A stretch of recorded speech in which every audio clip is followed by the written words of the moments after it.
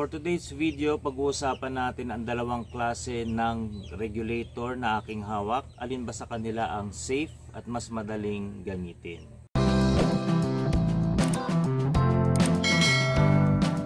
Yes, parehas silang safe gamitin, pero be sure na paglagay ng inyong regulator doon sa tangke ay maayos para walang singaw. Ito yung tinatawag na pull valve or PV. Ayan, tingnan nyo munang mabuti. Ano bang gamit nyo ngayon? Ayan.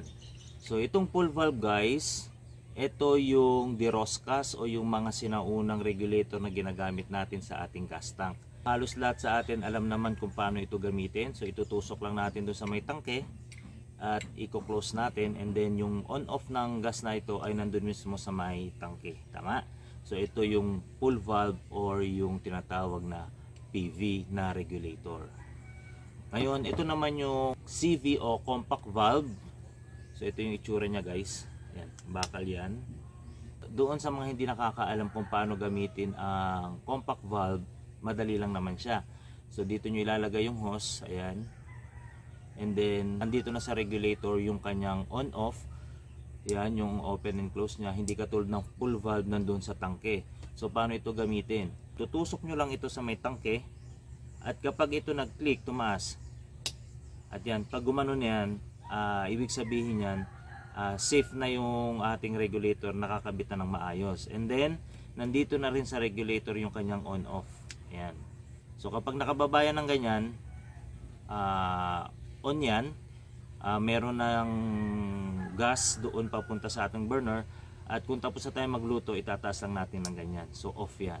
So ganun kadali ang compact valve. Mas bago ito kaysa doon sa pull valve. Ano ba ang pinagkaiba nila? Parehas ba silang safe gamitin? Yes, parehas silang safe gamitin. Pero be sure na paglagay ng inyong regulator doon sa tangke ay maayos para walang singaw. Alin naman dito sa dalawa ang mas madaling gamitin? Kung napanood yung video, ang pinakamadaling gamitin ay ang CV o compact valve. Ayan. So ngayon, kung sakaling bibili kayo ng burner at gagamit kayo ng gas tank, nasa sa inyo na kung anong regulator ang inyong bibilhin. PV, pull valve, or CV o compact valve. Ayan.